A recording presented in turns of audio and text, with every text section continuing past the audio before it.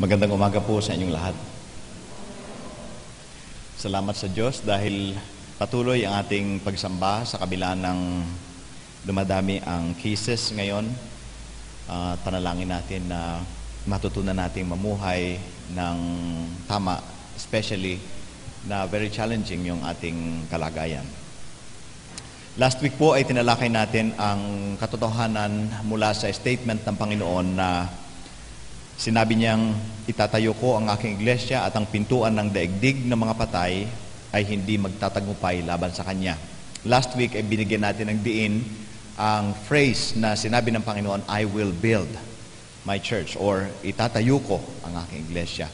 So umagang ito, nais ko pong dalakayin natin at bigyan ng diin ang katotohanan doon sa susunod na mga katagang sinabi ng Panginoon na my church, o yung aking iglesia. Sapagkat ang totoo, ang church ay pag-aari ng Panginoon. At nais ko pong magbigay sa inyo ng ilang mga katotohanan tungkol sa o kaugnay ng statement ng Panginoon na tayo bilang Kanyang church ay pag-aari niya. At hindi tayo siyempre pag-aari ni numan. Hindi tayo pag-aari ng sino man tao o maging ng anumang kapangyarihan sa mundong ito, kundi kinikilala natin ng Panginoong Yesus ang may-ari sa Kanyang church at ang Kanyang kalooban ang dapat matupad sa loob ng iglesia para sa Kanyang kaluwalhatian at para din sa Kanyang pleasure, sa Kanyang kasiyahan. Kaya makikita natin sa 1 Corinthians chapter 12, verse 12 hanggang sa mga susunod na talata, makikita natin doon ang description kung papaanong challenge ni Apostle Paul ang mga mananampalataya na manatiling nagkakaisa sapagkat bagamat magkakaiba ang spiritual gifts, magkakaiba ang kanilang kakayanan, hindi dapat nagpapagalingan o nagpapaligsahan sapagkat ang totoo, bawat isa ay kabilang ng iisang katawan ni Kristo kung saan si Kristo ang ulo ng Kanyang iglesia. So malinaw yan sa pagtalakay ng Biblia sa maraming bahagi ng kasulatan. Ang dalawang teksto na malinaw na nagpapahayag ng katotohanan ito ay yung Ephesians chapter 1. Of course, yung buong book of Ephesians ay tumutukoy sa church. Tungkol ito sa iglesia. Pero ang Ephesians 1:22, sabi rito, ipinailalim ng Diyos sa paa ni Kristo ang lahat ng bagay. Si Kristo ang pinaka-head, siya ang pinakapuno, siya ang pinakamataas na may kapangyarihan, at ginawa siyang ulo ng lahat ng bagay para sa iglesia, na siyang katawan ni Kristo. So si Kristo ang ulo ng katawan o ng iglesia na katawan ni Kristo. Ang kapuspusan niya na pumupuno sa lahat ng bagay. Colossians 1:18, si Kristo ang ulo ng iglesia na kanyang katawan. Siya ang pinagmulan o nagpasimula. Siya ang pinagmulan ng church. At si Kristo ang unang nabuhay sa mga patay para maging pinakadakila siya sa lahat ng bagay. So, yan ay malinaw na itinuturo ng iglesia, itong metaphor na ito, paglalarawan na ito, na si Kristo ang ulo ng iglesia, tayo naman ang kanyang katawan. Now, maraming implications yan. Halimbawa, katulad ng pagkakaisa, pagpapasakop kay Kristo, at pag-work ng sama-sama kung paanong ang katawan natin ay hindi nagbaaway-away, kundi tinatanggap ang isa't isa at iniingatan ang isa't isa. Maraming implications yan. Pero I think at this point, nais kong magbigay, especially mamaya, ng ilang mga implications na akma sa panahon natin ngayon. Batay sa katotohanan na si Kristo ang ulo ng kanyang iglesia. Ang isa siguro ay yung submission sa kanyang kalooban. At nais kong banggitin yung sinabi ni Apostle Paul sa Ephesians chapter 5, verse 22. Nung challenge niya yung mga babae na magpasakop sa kanilang asawang lalaki, ang sabi ni Apostol Pablo, mga babae, magpasakop kayo sa inyong asawa, gaya ng pagpapasakop nyo sa Panginoon. Sapagkat ang lalaki ang siyang ulo ng kanyang asawa, tulad ni Kristo na ulo ng kanyang iglesia, ulo ng kanyang katawan, at siyang tagapagligtas nito. Kaya kung paanong nagpapasakop ang iglesia kay Kristo, dapat ding magpasakop ang mga babae sa asawa nila sa lahat ng bagay. So implied dito sa challenge na ito sa mga kababaihan na magpasakop sa kanilang asawang lalaki ay ang pagpapasakop ng buong church sa leadership ng Panginoong Hesus, sapagkat si Kristo ang ulo ng kanyang iglesia. So, implied dyan yung submission, yung pagpapasakop ng church sa leadership ni Kristo. Kaya kung meron mang leadership ang church, ang role ng leadership is really to lead the whole church, the whole congregation, in following the leadership of its head, Jesus Christ. So hindi sila malayang gawin ang gusto nila sapagkat sila ang tinaguri ang leaders, kundi ang tungkulin lang nila ay ang pangunahan ng buong church upang sundin ang kalooban ng Panginoong Yesus na siyang ulo ng kanyang iglesia. Implied din dyan yung tunay na pagkakaisa. Sa kabila ng magkakaiba tayo, iba-iba ang ating kakayanan, iba't iba ang ating paglilingkod, iba't iba ang ating pinagmulan, tayo ay pinagsama-sama ng Panginoon sa kanyang iisang katawan. At ang magiging layunin dapat ng bawat isa ay ang sumunod sa kalooban ng Diyos at magkaisa tayong ginagawa ang bagay na iyon. So, siya ang tagapagtubos, siya ang tagapanguna, ang ulo ng kanyang iglesia, at siya din yung tagapag-ingat sa kanyang church. Isa pang metaphor o paghalintulad sa ugnayan ng church sa Panginoon ay yung pagiging kabiyak natin ni Kristo. Sa translation ng ang salita ng Diyos, sa Revelation 19 ay tinawag tayong nobya ng Panginoon. Tingnan po natin ang ilang salita ng Panginoon, ilang bagay dito. Doon sa binasa kong talata kanina sa Ephesians chapter 5 ay implied doon yung ugnayan ng church at ng Panginoon ng parang mag-asawa. At pagdating ng Revelation 19, ang sabi ay ito yung pagdating na ng Panginoon at ang pagtatagpo na ng Panginoon at ng kanyang church kung saan sila ay magsasama magpakailanman sa panibagong langit at lupa. Revelation 19 verse 6, pagkatapos muling may narinig ako parang ingay ng napakaraming tao na parang lagaslas ng talon o dagundong ng malakas na kulog. Ito ang sinasabi, purihin ang Panginoon sapagkat naghahari na ang Panginoon na ating Diyos na makapangyarihan sa lahat. So naghahari na ang Panginoong Yesus sa lahat ng bagay. Magalak tayo at magsaya at purihin natin siya sapagkat dumating na ang oras ng kasal ng tupa o yung lamb at nakahanda na ang kanyang nobya.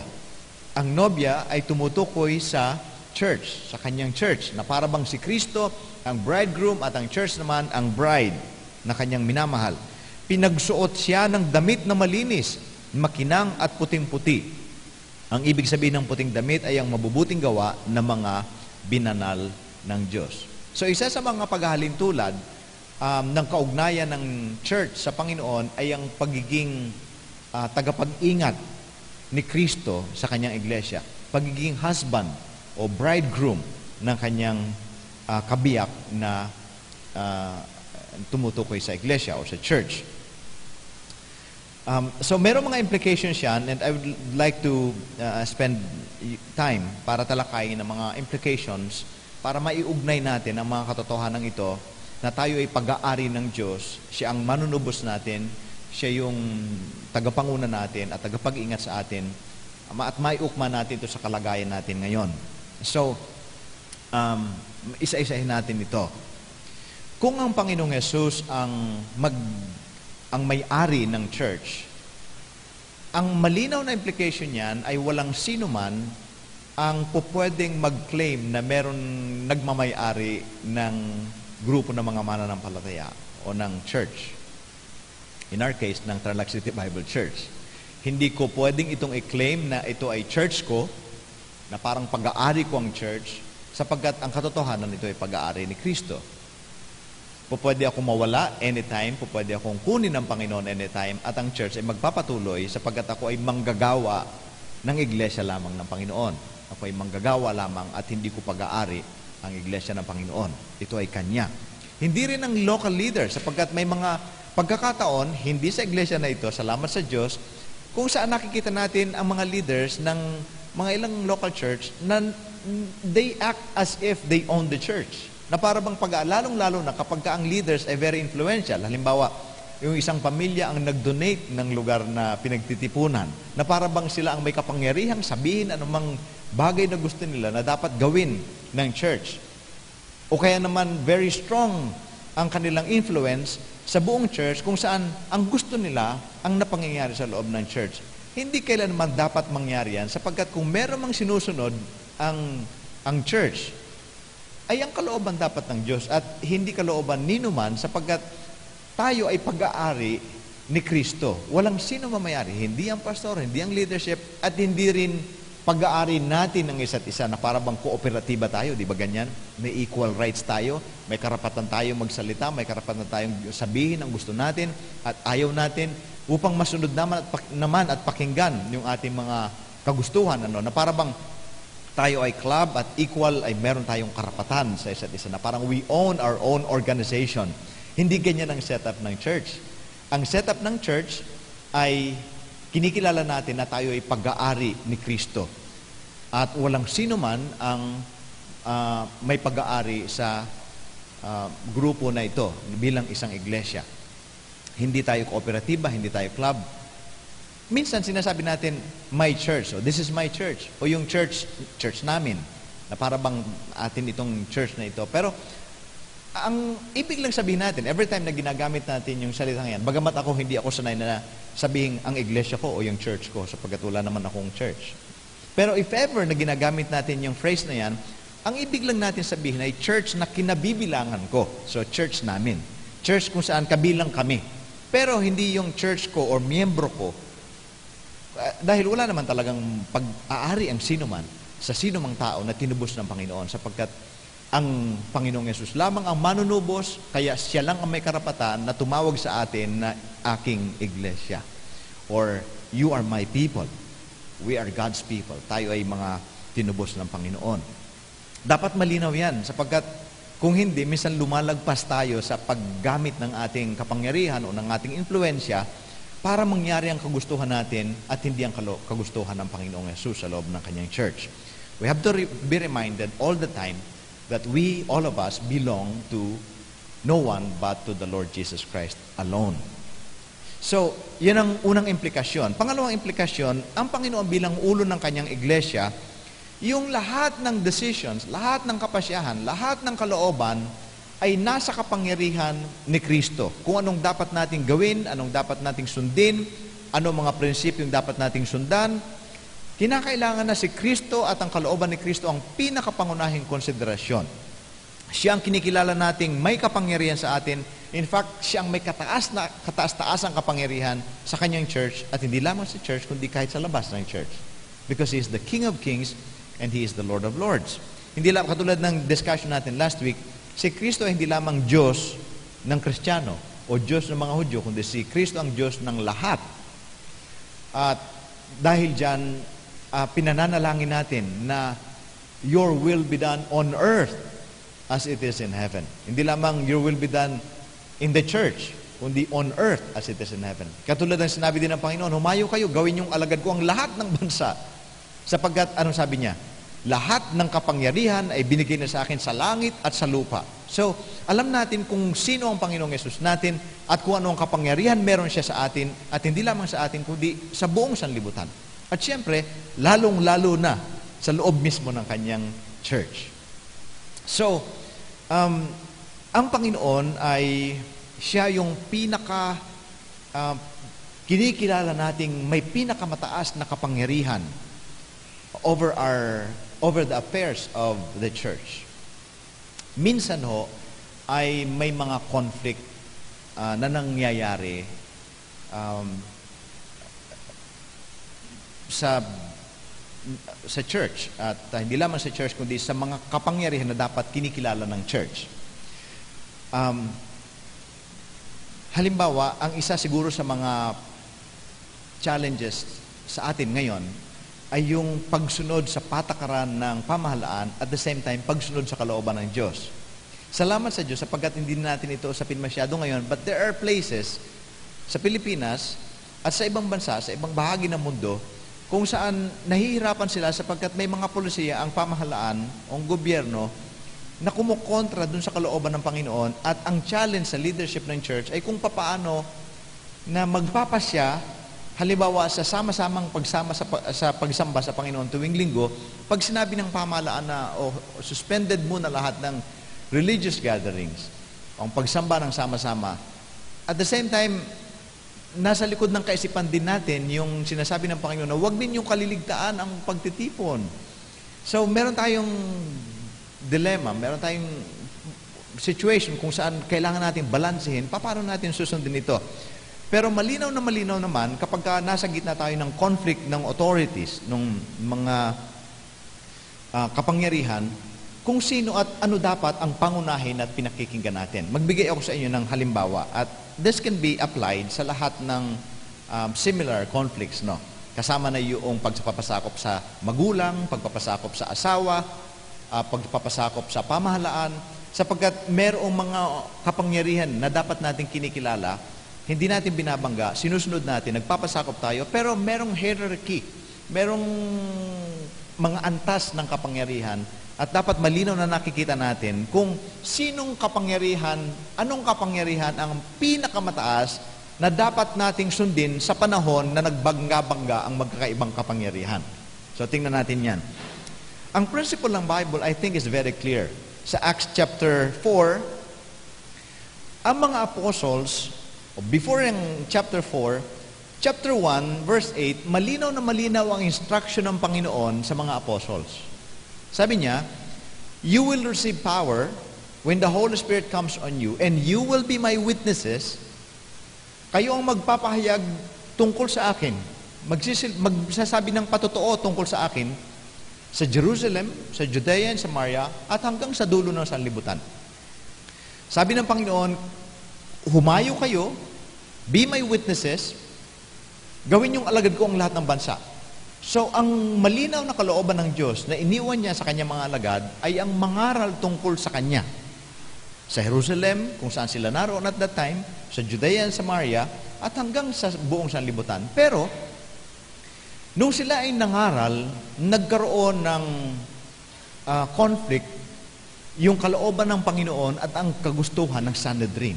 Ang Sanhedrin, sila yung pinakamataas na kapangyarihan ng mga Hudyo sapagkat ito'y binubuo ng mga religious leaders at leader ng mga Hudyo. Iba pa yung Roman government, ha? At ang sabi sa kanila, huwag kayong mangangaral tungkol sa pangalan ng Panginoong Yesus na yan. So very clear din ang instruction. Pinagbawalan sila. At ang sabi ng Acts 4:18 ay ganito, binalaan namin kayo na huwag nang magsalita o magturo tungkol kay Jesus. Malinaw yon. Huwag kayong magsalita o mangaral tungkol kay Jesus. Pero sumagot sina Pedro at Juan, isipin nga ninyong mabuti kung alin ang tama sa paningin ng Diyos, ang sumunod sa inyo o ang sumunod sa Diyos. Very strong statement yun. Sapagkat sa harap ng merong mga makapangyarihan o merong makapangyarihan over them, itong mga disciples ng Panginoon ay naglatag ng very clear principle. Kayo nang humusga. Ang sumunod kami sa inyo bilang Sanhedrin, bilang leaders namin, o ang sumunod kami sa Diyos. At ang sabi niya sa verse 20, hindi pwedeng hindi namin ipahayag ang aming nakita at narinig. Napansin niyo yun? Yung pagpapahayag ng kanilang nakita at narinig ay may kaugnayan sa kanilang role as witnesses na sinabi ng Panginoon, you will be my witnesses. Kaya ang sagot nila, hindi pwede. Hindi pwede na hindi namin ipahayag ang aming nakita at narinig. So very clear statement yon. Merong sinabi sa amin ng Panginoong Yesus, meron din kayong sinasabi sa amin, ang sagot namin, susundin namin ang Panginoong Yesus. Dahil hindi pwede na hindi namin siya susundin sapagkat kayo ang susundin namin. So, ang principle dyan ay sa panahon na ang kapangyarihan at kalooban ng Diyos ay kumontra sa kalooban ng sino mang kapangyarihan at kagustuhan ng sino man sa mundong ito, ang kalooban ng Diyos ang sinusunod ng Iglesia sapagkat siya ang ating Panginoon, ang ating ulo. Sabi ng Acts chapter 5, similar to that statement, sabi ng Acts 5:27, dinala nila ang mga apostol doon sa korte ng mga Hudyo, ito yung Sanhedrin.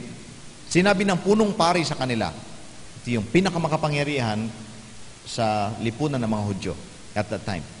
Hindi ba't pinagbawalan na namin kayong mangaral tungkol kay Jesus? Pero tingnan ninyo ang inyong ginawa. Alam mo, natutuwa ako kung ini-imagine ninyo itong senaryong ito. At kung ito ay parang ilalagay sa pelikula kung saan pinapakita yung mga senaryo, pinagbawalan na namin kayo na mangaral tungkol kay Jesus. Pero tingnan ninyo ang inyong ginawa. Kumalat na ang inyong aral sa buong Jerusalem. So, merong restriction sa kanila, pero taliwas yung ginawa ng mga tagasunod ni Kristo sa halip ang buong Jerusalem ay pinangaralan na nila. At sabi ng mga nasa authority, at kami pang pinagbibintangan ninyong pumatay sa Kanya. Di ba sila naman talaga? Sumagot si Pedro at ang kanyang mga kasama, ang Diyos ang dapat naming sundin at hindi ang tao. So, sa halimbawang ito, kitang-kita natin kung paano nag-ooperate yung church at that time in terms of following submission to authority. Kung kaninong authority ang pinakamataas at pinahahalagahan nila ng higit sa lahat. Ngayon, kalooban ng Diyos na tayo, in our case, ay magpasakop sa pamahalaan. Katulad ng sinasabi ng Romans chapter 13 ni Apostol Pedro din, kinakailangan we should honor the king. Kailangan na magpasakop tayo sa mga may kapangyarihan sa ating lipunan.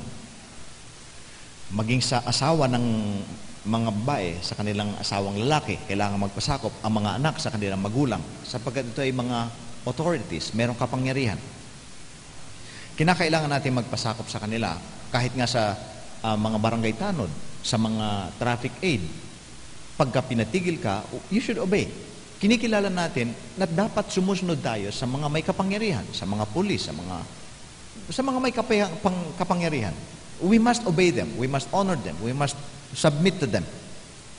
Pero kapag ang pamahalaan o ang sino mang tao, maging ang mga religious leaders, kahit papastor, kahit papari, ministro, kahit sino pang tao, kahit pa ano ang kanyang uniforme, naka-Amerikana, naka-barong, o kahit sinong authority, ang magsabi at ang sasabihin niya ay labag sa malinaw na sinasabi ng Panginoong Diyos mismo, kinakailangang malinaw sa atin na pipiliin natin ang sumunod sa kalooban ng Diyos at hindi kalooban ni numan.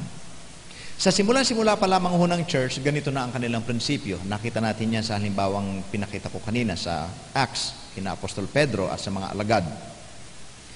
Kinilala nila ang Panginoong Yesus bilang kanilang Panginoon, bilang kanilang ulo, at sinunod nila ang Panginoon. Para sa kanila, iisa lamang ang dapat pinaglilingkuran. Iisa lamang ang kanilang kinikilalang Diyos. Sa kasaysayan ng mga mananampalataya, kinilala din sila na sumusunod sa kalooban ng Diyos at handa silang bumangga sa mga kapangyarihan sa mundong ito. In fact, marahil iniisip ninyo kung bakit tinawag na protestante ang church. Kayo ba'y tinawag na protestante? O hindi na tayo? Mas born again ang pagkakilala sa atin. Minsan ang tawag sa atin ay protestante. Di ba? Ang mga unang mananampalataya noon ay tinawag na protestante sapagkat they protest.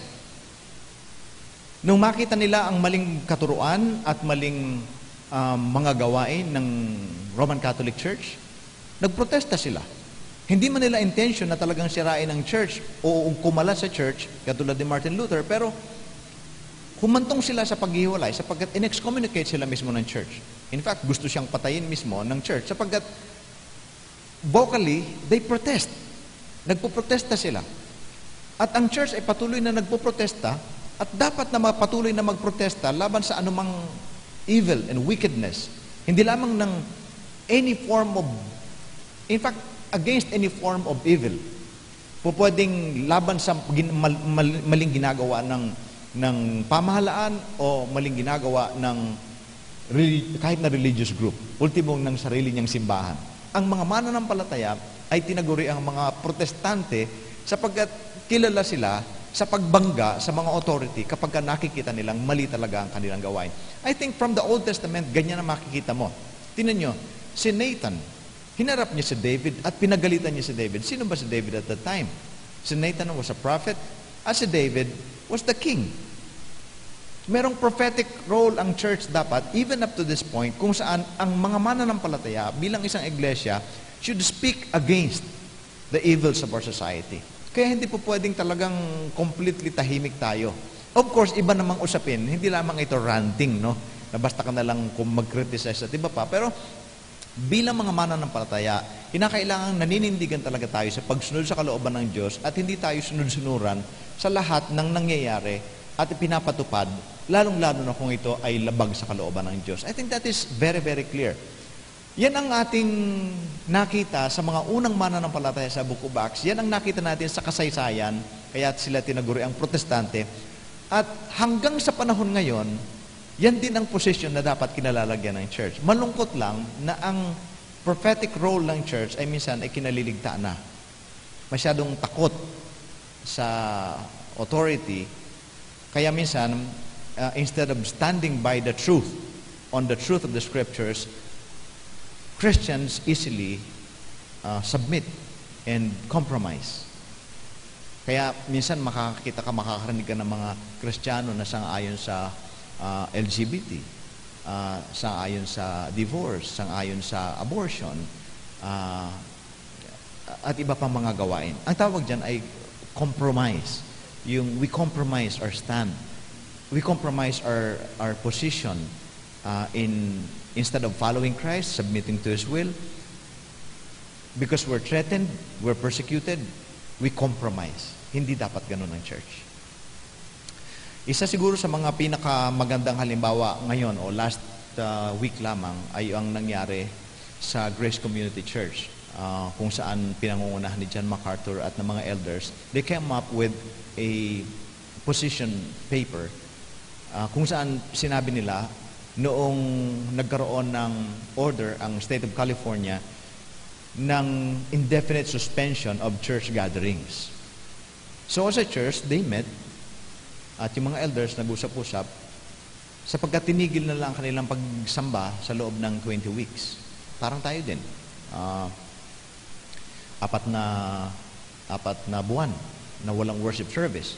Bawal ang ultimong pagpunta sa ospital at practically shut down halos ang church. Of course, merong mga pagsamba sa mga bahay-bahay at iba pang mga small groups na gawain. Pero as a church, yung mass gathering, yung worship gathering, tigil for the past 4 months. And then pagkatapos, supposedly, mabuti sa atin, pinapayagan. Pero in their case, there was an order to shut down indefinitely yung religious gatherings. And as leaders of the church, they come up with their position at malinaw na sinasabi nila, they will not obey. And they're willing to meet together and meet again. And the last week, nagsama-sama sila. Very strong position. I personally do not agree doon sa nangyari last Sunday, kung saan yung church members, they came to church 3,000 mahigit. Sama-sama sila sa isang auditorium, sa kanilang worship place, magkakatabi, no mask, no social distancing, may hugging, kissing, shaking of hands. Well, I do not agree dun sa puntong yon, pero admirable yung kanilang position kung saan sinasabi nilang we would continue meeting together. Ako, ang position ko ay ganito. Salamat sa Diyos sapagkat we're not in conflict with our laws, sapagkat pinapayagan naman talaga tayo up to this much, this big. But I think when you talk about the new normal, kapag ka new normal ang pinag-uusapan, hindi po pwedeng ang new normal ay wala ng church. Ang new normal ay kung papaanong gawin ng church. Ang new normal ay hindi dapat mag-present sa atin ng isang lipunan kung saan non-existent ang church. Kundi ang new normal, kinakailangan mag-present sa atin ng isang lipunan kung saan existent ang church, pero responsible at maingat talaga na pagsasama-sama. I think that's the new normal supposedly. Katulad ng alam nating lahat, ang virus is nandyan. Paano mo huhulihin yan? Yung number natin ay patuloy at patuloy. So how do you live with it? Katulad ng sinabi ko last Sunday, hindi natin po pwedeng itigil ang buhay natin. Kinakailangan ipagpatuloy natin ang pamumuhay.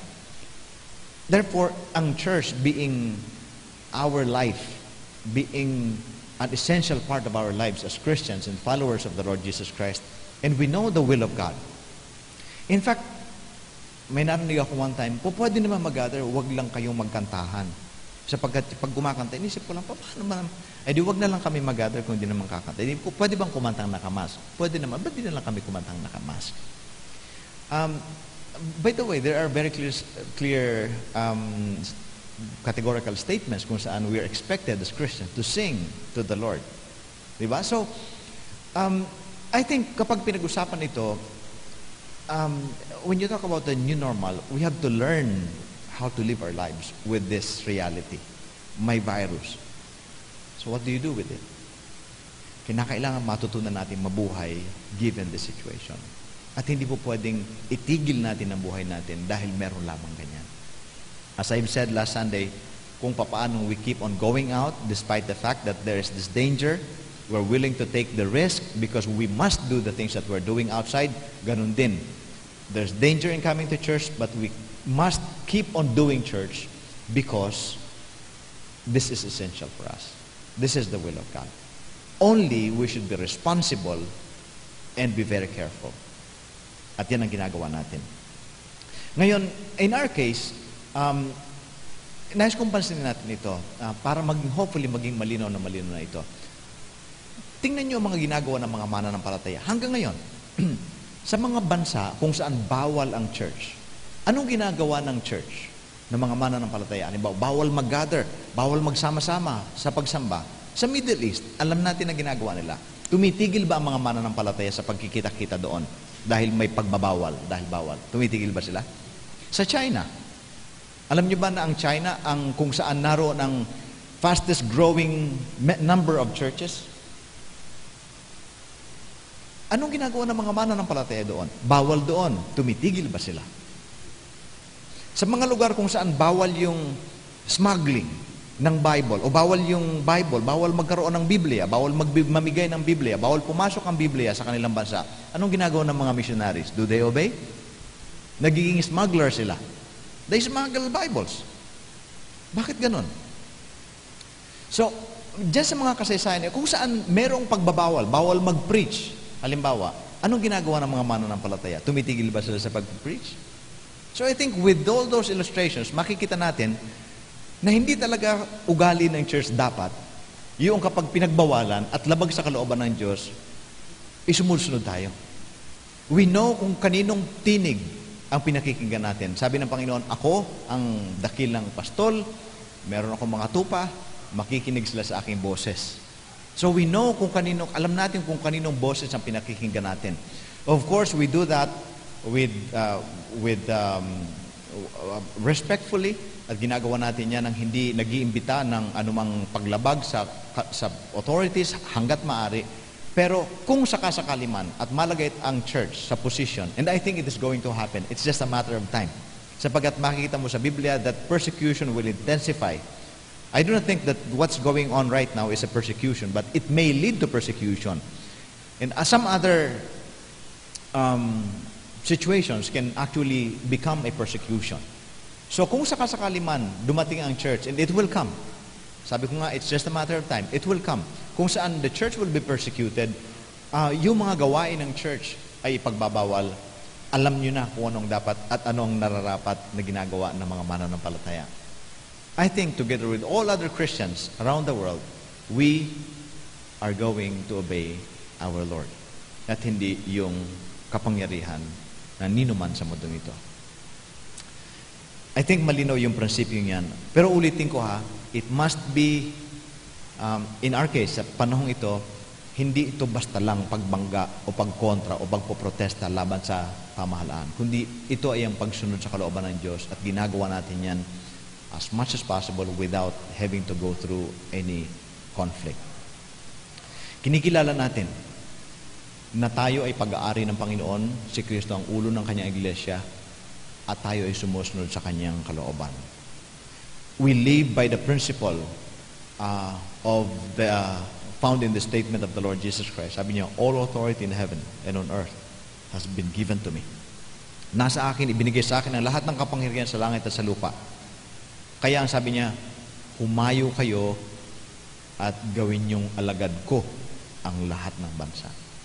Diyan mo makikita yung kapangyarihan ni Kristo sa lahat ng bansa, sa lahat ng lahi ng tao. At ang kalooban ng Diyos ay hindi yung mga mananampalataya ang sumunod sa ibang kapangyarihan, kundi ang lahat ng bansa at lahat ng mga lahi, lahat ng uri ng tao ang magpasakop sa kalooban ng Diyos. That's why we're asked to pray, your will be done on earth as it is in heaven. Panguli, dahil ang Panginoong Yesus ang tagapag-ingat, siya yung kabiyak, nais ng Diyos na maging matapat tayo ng husto sa Kanya. Ayaw ng Panginoon na merong kaagaw sa pag-ibig natin sa Kanya at katapatan natin sa Kanya. Ang illustration na makikita natin sa Bible ay pag-aari tayo ng Diyos sapagkat tayo ay tinuturing niyang nobya o kabiyak. Wala naman sigurong sino mang lalaki ang may nais na ibahagi sa iba o i-share sa iba yung kanyang asawa o kanyang nobya. Ganun din ang Panginoon. Merong mga statement ang Panginoon kung saan sinabi ng Panginoong Diyos mismo, I am a jealous God. Ang sabi ng salita ng Diyos sa Ten Commandments, yung first two commandments, huwag kayong magkakaroon ng ibang Diyos maliban sa akin. At pagkatapos ng second commandment, huwag kayong sasamba, huwag kayong magkakaroon ng mga images at iba pa, sapagkat kapag kayo sumamba sa kanila, pinaparusahan ko ang mga anak na mga sumasamba sa mga Diyos-Diyosin hanggang sa ikatatlo at ikaapat na salin lahi. Bakit ayaw ng Diyos? Sapagkat He is a jealous God. Sinabi niya, I am a jealous God. Ako ang Diyos na mapanibuguin. Nais ng Diyos na tayo ay maging matapat sa Kanya sapagkat Siya lang ang ating Panginoon. Merong mga karaniwang karibal ang Panginoon sa atin. At nais kong pansinin natin yan at kasama na din yung mga challenges sa atin, ang mga instructions sa atin mula sa Biblia kung saan sina-challenge tayo to remain faithful to the Lord and never commit spiritual adultery. Tingnan natin yung ilang bagay. Sa Mark chapter 4 verse 18, sa illustration ng Panginoon tungkol sa farmer na naghasik ng mga binhi. Mark chapter 4 verse 18, sabi niya, merong lupang may matitinik na damo kung saan nahulog ang iba pang binhi at ang mga taong nakinig ng salita ng Diyos, ngunit dahil sa mga alalahanin dito sa mundo, paghahangad na yumaman, paghahabol sa marami pang mga bagay. Ano yung paghahabol sa maraming bagay? Greed. Yung gustong mong magkaroon. Nakakalimutan nila ang salita ng Diyos, kaya hindi namumunga ang salita ng Diyos sa kanila. Worries of life, the deceitfulness of wealth. Yung mga alalahanin sa buhay, mga lehitimo supposedly ito. Yung mga worries of life, like pangangailangan sa ganito, mga responsibilidad dito, yan minsan ang naglalayo sa atin sa Panginoon. Kaya kung di tayo maingat, kahit yung ordinaryong kabalahan natin, trabaho natin, family responsibilities natin, minsan napapalayo tayo sa Panginoon dahil dyan. Dapat malinaw na malinaw sa atin yan. Nakakalungkot minsan na nangyayari, na minsan sasabihin ng asawang babae, hindi na siya mag-church. At ang dahilan niya, yung kanyang mister. Kasi nga, kailangan niya daw magpasakop sa asawa. Sabi kasi ng salita ng Diyos. Dapat malinaw sa atin kung alin ang may kapangyarihan at sinong dapat ginagawa natin pangunahin. Hindi natin sinasabing, pumunta ka sa church, huwag ka na magluto ng pananghalian ninyo. Pabayaan nyo na sila dahil unahin mo ang Diyos. Hindi naman ganoon na sinasabi natin. Hindi natin sinasabing you become irresponsible and be faithful to the Lord. Ang sinasabi natin na you should know your priority. You should know kung sinong dapat natin pangunahin na sinusunod. At kung kaninong katapatan naroon, nasaan ang ating katapatan. Hindi natin sinasabing, huwag na kayo magtrabaho, maging tamad na kayo, basta maging matapat kayo sa Diyos. That's not what we're saying. Hopefully malinaw yun, no? At hindi natin sinasabing, gusto mo, huwag ka nang magngarap na magkapera pa, magpakahirap ka na lang, basta maglingkod ka sa Panginoon. Hindi natin sinasabing pangarapin mong maging mahirap. Hindi natin sinasabi. Ang sinasabi natin ay, sa lahat ng bagay na ito, we put God as the number one, pinakapangunahin, sapagkat siya ang Panginoon natin. wala tayong anumang itinuturing na Panginoon na iba pa. Hindi pera, hindi karir, hindi pamilya, hindi sino man, kundi iisa lang ang Panginoon natin na sinusunod. Iisa lang kung saan ibinibigay natin ang buo nating katapatan. Yan ay ang Panginoon. Huwag ninyong ibigin ang mundo. Sabi ni John, 1 John chapter 2, do not love the world. Huwag ninyong ibigin ang mundo o anumang bagay sa mundong ito. Sapagkat ang umiibig sa mga ito ay hindi umiibig sa Diyos o sa Ama. Yung masasamang hilig ng laman, lust of the flesh. Yung pagnanasa sa mga nakikita, lust of the eyes. Yung pagnanasa ng mga nakikita na mata at anumang pagmamayabang or pride of life. Yan ang pwedeng maging Diyos-Diyosan. Sabi ni James, at nais kong basahin ito, si James chapter 4, very strong statement ni James. Ano ba ang pinagmumula ng inyong mga pag-aaway at alitan ninyo? Hindi ba't mga masasamang kagustuhan na naglalaban-laban sa puso ninyo? May mga ninanais kayo pero hindi niyo makamtan. Kaya handa kayong pumatay dahil dito. Ibig sabihin, very strong yung kanilang pagnanais. Nag-aaway-away kayo dahil hindi niyo nakukuha ang inyong gusto. Hindi niyo nakakamtan ang mga ninanais ninyo dahil hindi kayo humihingi sa Diyos. At kung humingi naman kayo, wala kayong natatanggap dahil humingi kayo ng may masasamang motibo para mapagbigyan ang sarili ninyong kasiyahan, yung inyong kalayawan. Yan ang motibo ninyo sa paghingi. Pakinggan ninyo ang verse 4 ng chapter 4 ng James. Kayo mga hindi tapat sa Diyos. Sino yun? Yung dinescribe niya na maraming desires, nagkakaroon ng conflicting desires at pagkatapos nagbabangga-bangga sila, nag-aaway-away sila, pumapatay sila para lang makuha ang gusto nila. They will pray to the Lord, pero hindi nila nakukuha ang bigay ng Diyos sapagkat ginagamit lang nila yung para sa kanilang kalayawan, sa kanilang selfish desires. Kayo mga hindi tapat sa Diyos, hindi nyo ba alam na kaaway ng Diyos ang umiibig sa mundo? Kaya ang sino mang nagnanais na makipagkaibigan sa mundo ay ginagawa niyang kaaway ng Diyos ang sarili niya. Huwag ninyong isipin na walang kabuluhan ng sinabi ng kasulatan, ayaw ng Espiritong pinatira sa atin na may kaagaw sa pag-ibig niya. I think that's very clear. Very concerned ang Panginoon kung saan naroon ang puso natin. Ayaw ng Diyos na meron tayong mahalin ng higit sa pagmamahal natin sa Kanya. Sabi ng Panginoon, huwag kayong mag-impok ng kayamanan sa lupa. Sapagkat kung saan naroon ang iyong kayamanan, naroon ang iyong puso. Kaya sabi niya, mag-impok kayo ng kayamanan sa langit para nandoon ang iyong puso. Sabi ng Colossians, ang hubarin na ninyo ang dati ninyong pagkatao. Colossians 3:5. Yung immorality, yung kalasuan, pagnanasa at kasakiman o yung greed, nakatumbas na rin ang pagsamba sa mga Diyos-Diyosan. If you become greedy, na parang ginagawa mong Diyos ang pera o anumang bagay, yung desire mo to have more and more in this world. Ayaw ng Panginoon na merong katapat sa pag-ibig niya. Ayaw niya na may karibal sa atin. Gusto niyang, ang sabi ng Panginoon, in fact, ang sabi ng Panginoon, ang sino man na magmamahal sa kanyang magulang, sa kanyang asawa, sa kanyang mga kapatid, nang higit sa akin, ay hindi karapat-dapat sa akin. In fact, sabi niya, sino mang magmahal ng sarili niyang buhay nang higit sa akin, ay hindi karapat-dapat sa akin. Pero ang sino man na handang mag-alay ng kanyang buhay para sa akin at para sa mabuting balita, ang siyang magkakamit ng buhay na walang hanggan. So you see, para sa Panginoon, He demands yung highest submission natin sa kanyang authority. He demands the highest type or kind of faithfulness mula sa kanyang iglesia, sapagkat siya ang may-ari ng kanyang iglesia. So mga kapatid, hopefully, kapag nalalagay tayo sa tension, sa conflict, wag lang ho tayo maging irresponsible at irrational, ha? Dapat alam natin kung saan tayo po position. Alam natin kung ano dapat natin gawin. Hindi ko sinasabing madali yan. Madali yan sa isip Mahirap gawin. Subukan yung kayo ay mananampalatayang pinagbawalan ng magulang ninyo. Huwag ka na mag-church. Yan ang naging karanasan ko. Nung ako'y bago mananampalataya, hindi sa parents ko, kundi sa aking kapatid. At I think ang ilan sa inyo ay dumanas din ng ganyan.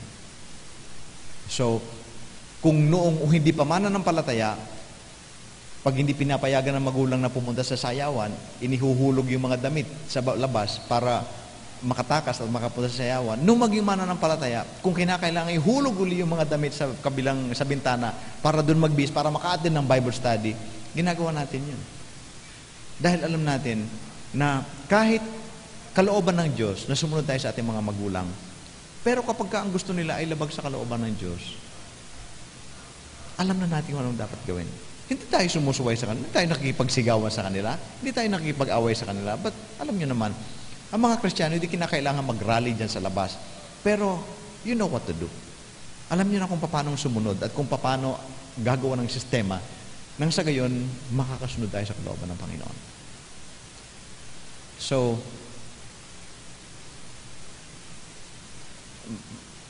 kung nabasa ninyo siguro yung guidelines that I came up with sa ating group sa Facebook tungkol sa pagsamba, na eventually pinalitan ko din. But if you've read yung first version, that's where I'm coming from. We have to obey the authorities, but you know what to do. You judge for yourselves kung anong dapat ninyong gawin. And I stand by the same principle. I do not encourage yung sumuway kayo sa pamahalaan, sumuway kayo sa mga patakaran, but I encourage you to obey the Lord and do whatever it takes to obey the Lord. And be very responsible and careful, syempre. Hindi natin sinasabing, sige na gawin nyo ng pagsunod sa Panginoon irresponsibly. That's not what we're saying. What we're saying is, ano man ang policies that they would come up with, meron tayong higher authority na sinusundan. And we are able to make a decision, come up with a decision consistent to the Scriptures. And hopefully consistent din sa policies that they're coming out, that they're trying to implement. But sa lahat ng bagay na ito, gusto kong bigyan ng diin ang sinabi ng Panginoon. Sabi ng Panginoon, I will build my church. You are my church. Siya yung tagapagtubos natin. Siya yung ating tagapanguna. Siya yung tagapag-iingat natin. And we fully submit to Him. And we would remain faithful to Him, no matter what. Pag dumating ang panahon that we're really challenged, we will obey God rather than man. Tayo po'y manalangin. Panginoon, nagpapasalamat kami sa pagkakataong ito. Alam namin, Panginoon, na hindi ninyo nilayon na lahat ng pinagdadaanan ng iyong church ay maging smooth at lahat mapayapa at masaya at walang persecution, walang challenges. Lord, talagang nilayo ninyo. From the very beginning, nakita namin kung papaanong ang mga apostol at unang mga mananampalataya ay dumaan sa pagsubok at naging matapat sila sa iyo. Sumunod sila sa iyo. Nakita namin sa kasaysayan kung papaanong ang mga mananampalataya ay naninindigan para sa pagsunod sa iyo. At ngayon, meron din kami mga living examples ng mga taong sumusunod sa iyo. At nais po namin sundin ang kanilang mga yapak. We would like to follow you and obey you. We would like to pledge our allegiance to you. Sapagkat kinikilala na namin na kayo po ang aming Panginoon. Pag-aari ninyo kami. Kayo po ang ulo namin. Kayo po ang Panginoon namin. Panginoon ng mga Panginoon. At hari ng mga hari. Kayo po ang aming tagapagligtas. Kaya Panginoon, muli namin pinagtitibay ang aming paninindigan that you are our Lord and we would obey you as a church. Maraming salamat, Panginoon, sa pribilehiyo na malaman namin ng katotohanan na kami po ay pag-aari ninyo at iniingatan ninyo. Ito po ang aming panalangin sa pangalan ng Panginoon Yesus. Amen. Amen.